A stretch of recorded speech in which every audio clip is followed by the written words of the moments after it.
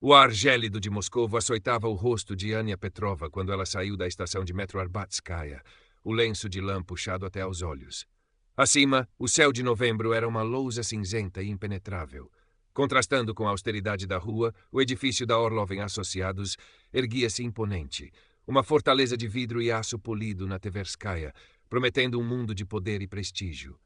Ania respirou fundo, o vapor da sua respiração a misturar-se com o fumo dos escapes. Era o seu primeiro dia. O coração batia uma melodia sincopada de excitação e apreensão.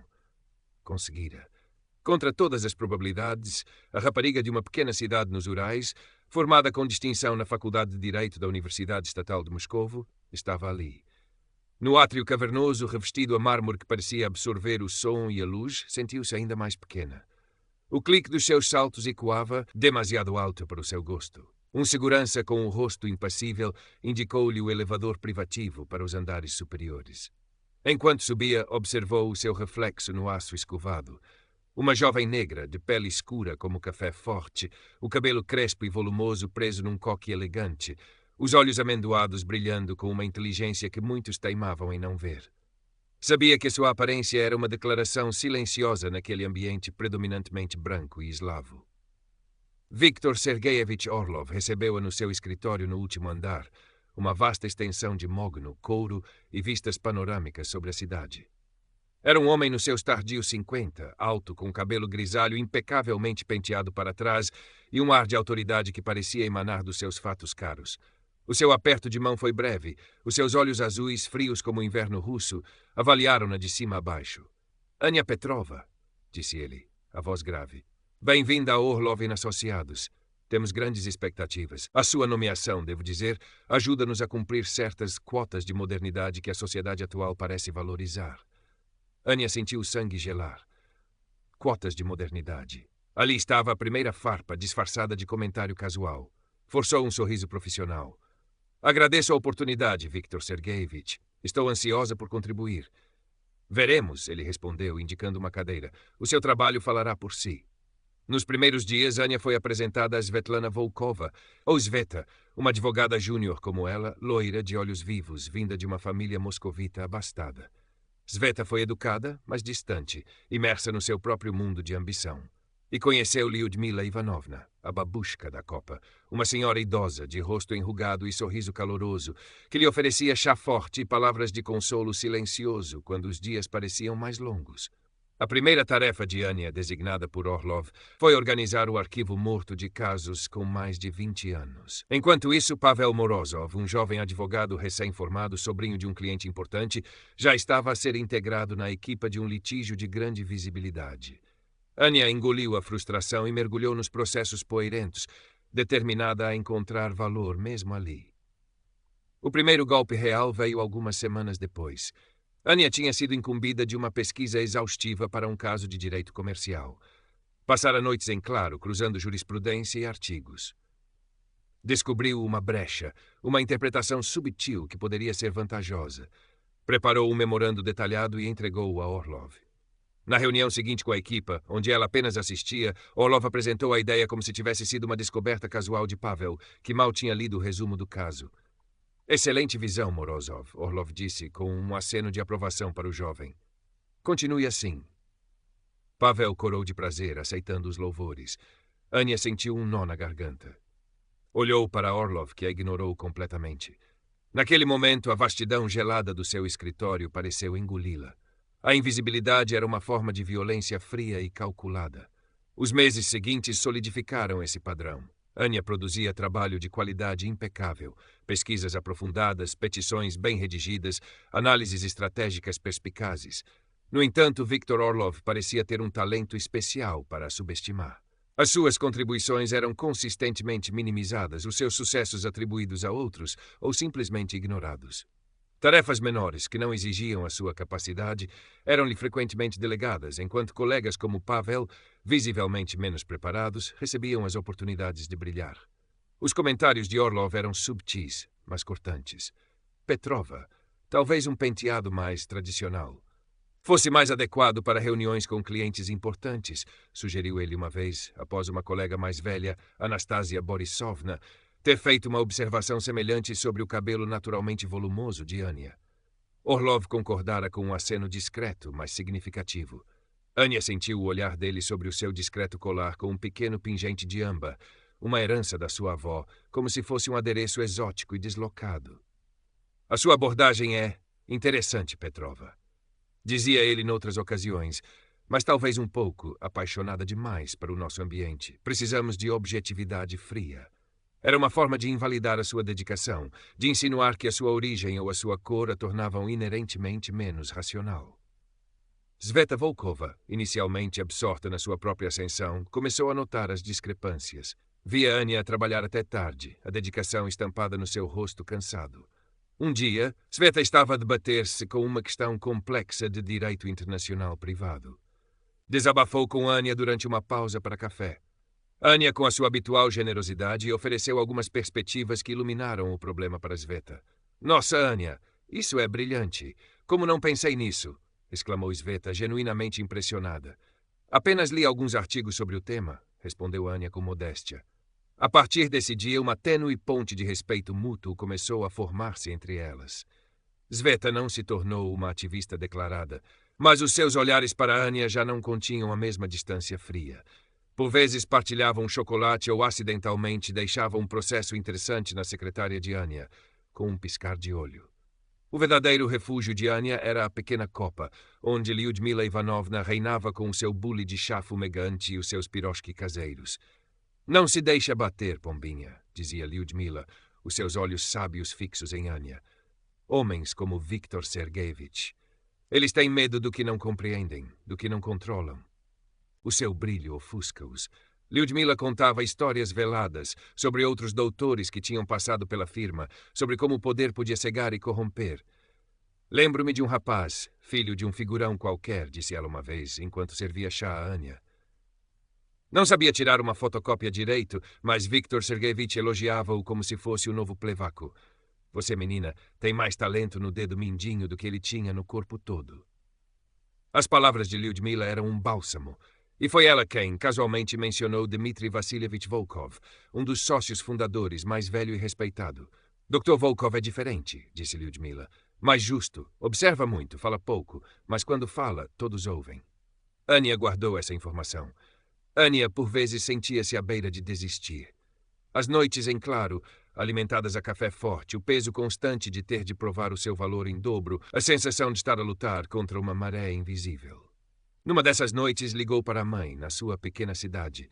A voz calorosa e encorajadora do outro lado da linha reacendeu a sua chama.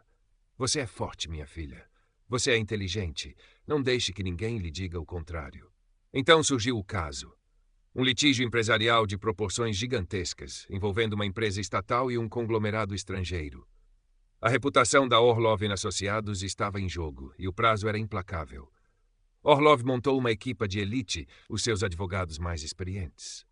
Anya foi, como sempre, relegada a tarefas de pesquisa periféricas, longe das discussões estratégicas. Mas o caso fascinou-a. A complexidade dos argumentos, as implicações financeiras e políticas. Movida por um desafio intelectual e pela sua inabalável ética profissional, Anya mergulhou na pesquisa por conta própria, para além do que lhe fora pedido. Varou madrugadas na biblioteca da firma, rodeada por tomos de legislação russa e internacional. E então encontrou uma lei obscura, quase esquecida, uma disposição transitória de uma reforma legislativa antiga que ninguém parecia ter considerado.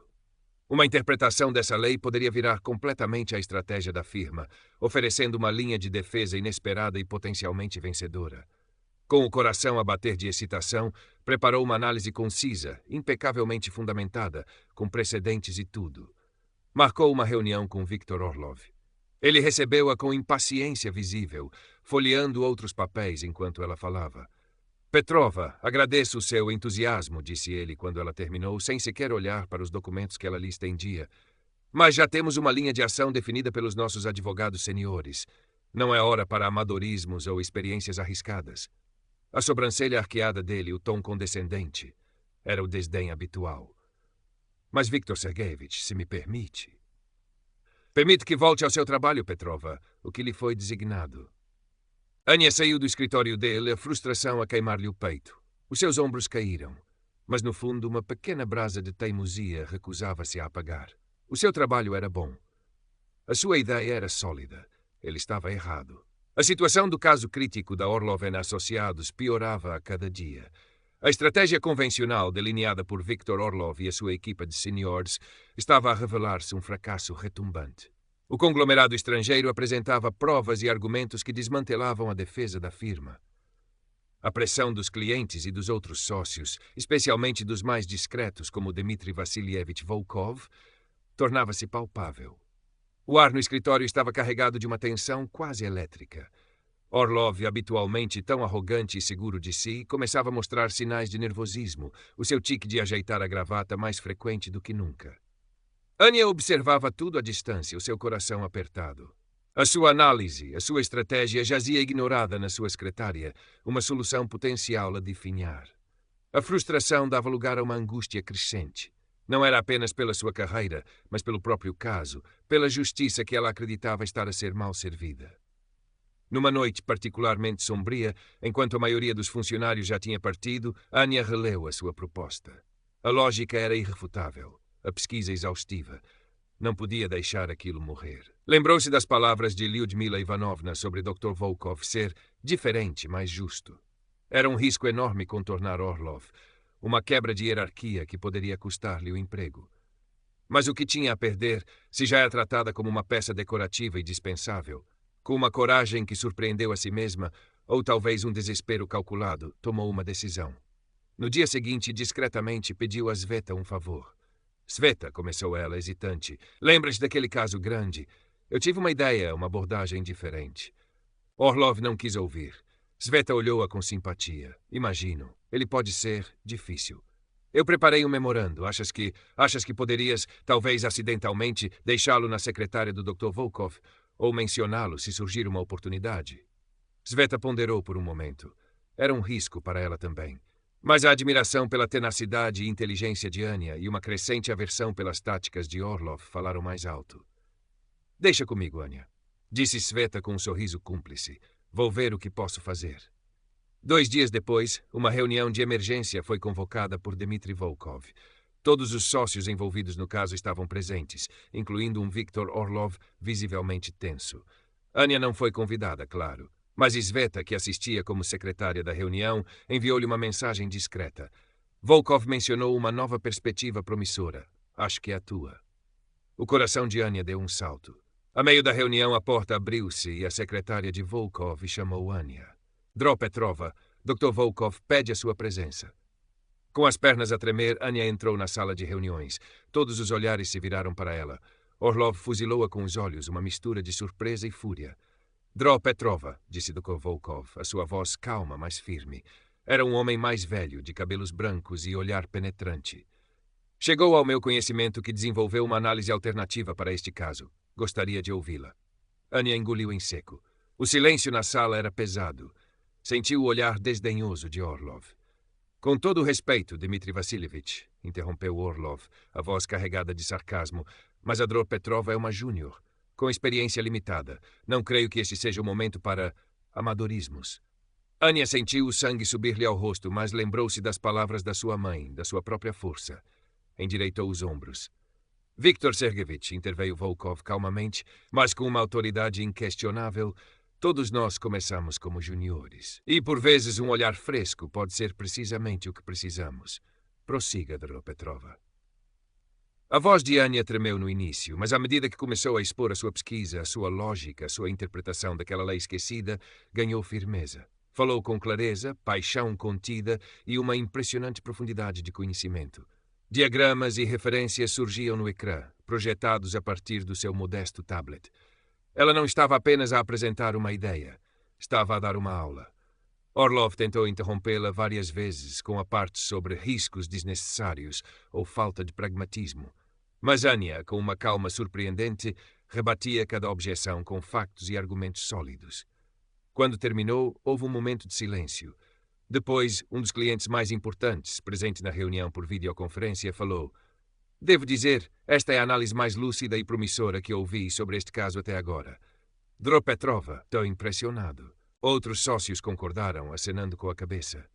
A lógica de Anya era impecável. A sua estratégia, embora arriscada, oferecia uma luz ao fundo do túnel. Dr. Volkov olhou para Orlov, que estava lívido. Viktor, disse Volkov, penso que devemos considerar seriamente esta abordagem. E Drota Petrova irá integrar a equipa principal para a sua implementação. A vitória de Ania não foi apenas a aceitação da sua ideia, foi o reconhecimento público da sua competência perante aqueles que a tinham subestimado. A sua estratégia, uma vez implementada sob a sua supervisão ativa e com o apoio agora entusiástico de Sveta e a proteção de Volkov, resultou numa reviravolta espetacular. A Orlov Associados não só evitou uma derrota catastrófica, como conseguiu um acordo favorável, salvando a sua reputação e a de um cliente crucial. A inteligência e a resiliência de Ania tinham prevalecido. A poeira da vitória no caso assenteou lentamente, mas as ondas de choque da intervenção de Ania Petrova continuaram a reverberar pelos corredores da Orlov Associados. Quando entrava na sala dos advogados, um silêncio constrangedor pairava por instantes, antes de as conversas serem retomadas num tom mais baixo. Era o silêncio do reconhecimento relutante, da surpresa, talvez até de uma ponta de inveja por parte de alguns. Viktor Sergeyevich Orlov evitava o contacto visual com Ania. A sua arrogância habitual tinha sido substituída por uma rigidez defensiva. Dr. Volkov chamou-o para uma longa conversa privada no seu escritório. Ninguém soube o teor exato, mas os rumores diziam que a voz normalmente calma de Volkov se tinha alterado e que Orlov saíra de lá pálido e abatido. Não houve demissão, não no mundo polido da alta advocacia moscovita, mas as consequências foram sentidas. Orlov foi discretamente afastado da supervisão de novos talentos e perdeu a liderança em alguns dos casos de maior prestígio da firma. A sua autoridade, antes inquestionável, sofrera um golpe visível. Ania, por outro lado, recebeu um e-mail formal de Dmitry Volkov, elogiando a sua contribuição inestimável e brilhantismo estratégico. Foi efetivada como advogada associada, um passo que, no ritmo normal da firma, levaria pelo menos mais um ano. Sveta Volkova tornou-se uma aliada genuína, convidando Ania para almoçar regularmente, partilhando confidências e celebrando as suas pequenas vitórias. A admiração no seu olhar era sincera. Tu foste incrível, Ania, disse Sveta num desses almoços. Enfrentaste o dragão e venceste. Peço desculpa se alguma vez fui distante. Eu não percebia metade do que passavas. Ania sorriu. Está tudo bem, Sveta. Obrigada pelo teu apoio. Significou muito. Numa tarde fria, algumas semanas depois, Ania estava no seu novo escritório, mais pequeno que o de Orlov, claro, mas com uma janela que já não dava para um muro de tijolos, mas para um trecho movimentado da Verskaya. Revia os papéis de um novo caso desafiador, a confiança a fluir nas suas veias de uma forma que não sentira antes.